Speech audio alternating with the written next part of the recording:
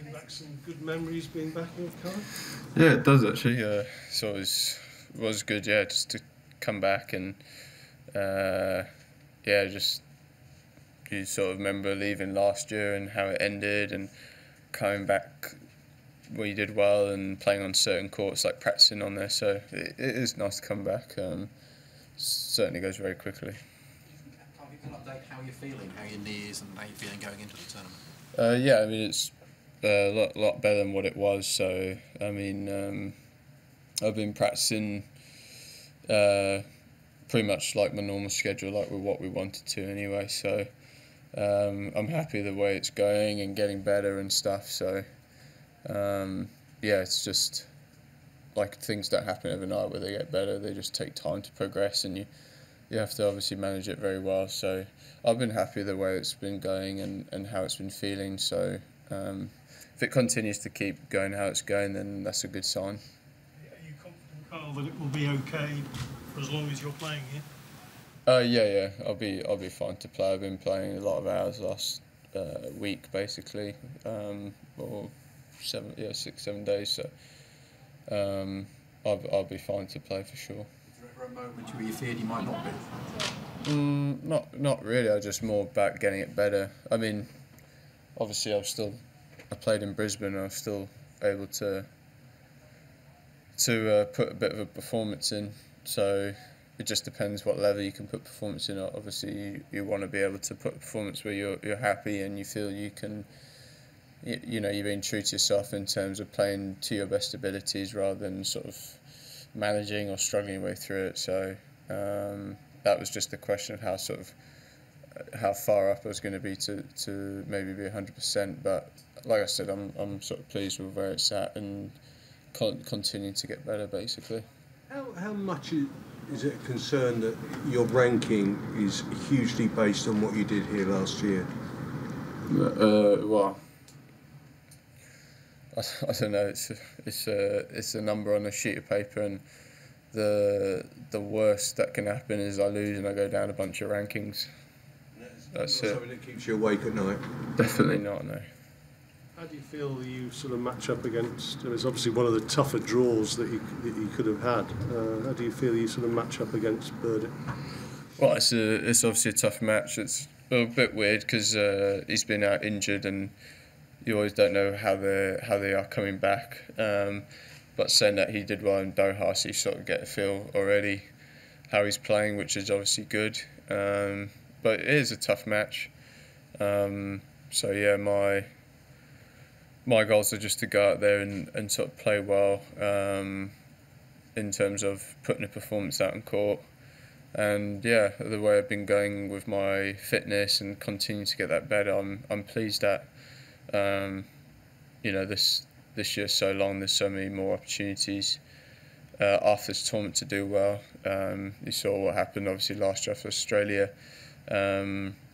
It took a while till I won a match again. So there's always those sort of things that like silver lines, you could say. But I mean, last year I drew Anderson, this year Burdett. So they're tough matches, but you can win them, and of course you can lose them. So you've really just not got to have many expectations, really.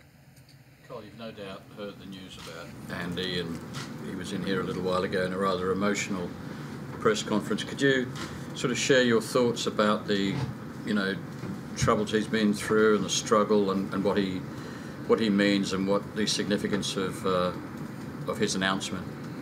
Yeah, well, I can't really say what he's been through. It's obviously for him to say, but you know, obviously as a tennis player, you work really hard to get to the position you're at. So I'm sure it's not easy to sort of come to terms with when you think about not playing anymore.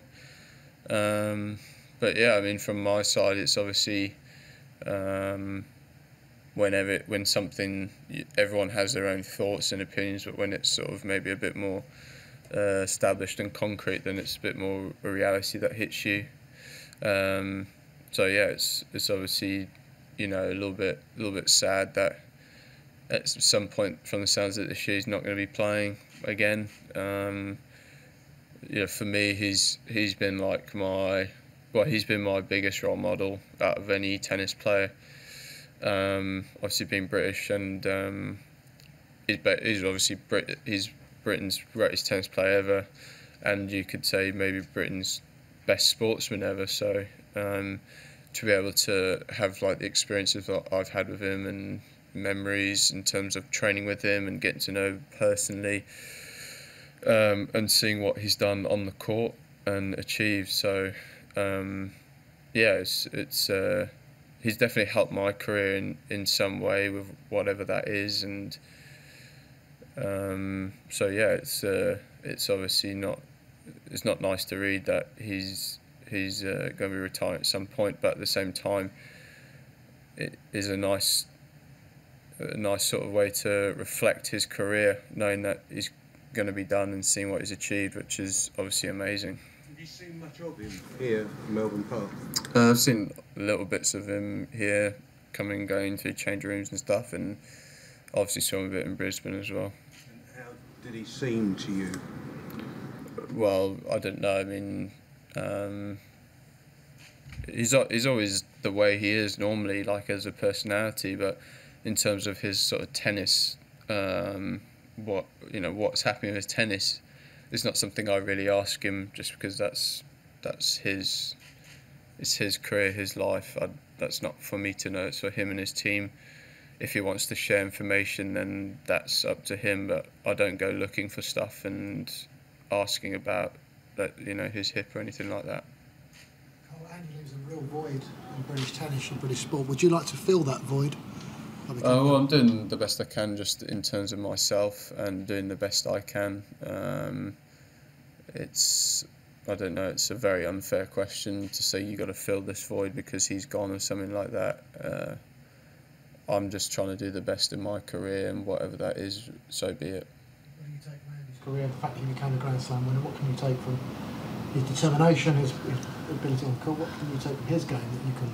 Well, I've already taken a lot from it through growing up and watching him, and like I said, I spent pre-seasons with him, 3 of them, so I learned a lot from him. Like I said earlier, he's been my greatest role model in terms of tennis. So yeah, I always watched him. I always liked to talk tennis with him, and obviously pick his brains, and seeing what he did on the practice court and how he's got to where he is. We have different game styles, but the one thing that we all want to do is obviously win. So how he goes about winning and improving his game is something I've learnt a lot from. But he's just had an amazing career, and in a very tough period with other players who are, basically everyone, you could say, this guy's the greatest of all time, or this guy is, and those guys are all playing in the same period, and what that Andy was playing in. So he's done amazingly well, with lots of pressures off the court and pressures he's put on himself. So just a great, true role model. Looking back over the last 5-6 years, what are the moments you've shared with Andy Murray that you'll particularly cherish? I always remember meeting for the first time. Then I remember hitting for the first time. I was very nervous, and it was amazing to get to ask to hit with Andy. Then as you get to know him better, it was getting invited to his his first training camp. And then maybe more on court was obviously a bit of Davis Cup. So yeah, I mean, one of the things I've always wanted to do was play doubles with him. So I don't know if that's going to happen again, but just to be able to I've spent more hours with him on the court than I have any other person. But so yeah, it's tough to say. He's a very funny guy to be around off the court, in terms of when you're around him, there's never a dull moment, or you can always have a good chat about whatever it is. So yeah, it's when you're in the moment, you don't think about making the most of it, but obviously looking back on it, you think about more about that stuff.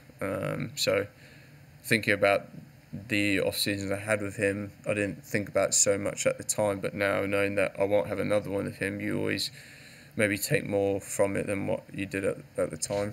Can you remember where was that time you were first invited to hit with him? Can you remember? No, I can't remember the exact time, but Where was it? it was in Miami. But I didn't get asked there, but obviously I did it there. I can't remember where I got asked, but yeah, I think I was 17 or 18 at the time. Is there only one piece of advice he's given you that will always stick with you? Not particularly one sort of thing. I've just learned a lot. I've said in the past that a lot of my sort of learning from him was done just through watching him. Basically, he's not someone to just overload your advice. If you asked him a particular question, he would answer it, you know, to as much as he could if you went straight to him, but he'd never overload you of anything. So a lot of my stuff I learned from him was just watching him, because he is obviously a very good worker. So yeah, that was where I did most of it. Last question, when did you first meet him? When did you first meet him? First time I met him was actually in Miami. I was on an under-14 Orange Bowl trip, and we went to watch one of his practices when he was in December doing his off-season, and then he came up to a bunch of us and said hello and stuff, so that was like the first time I met him. Thanks. Thanks.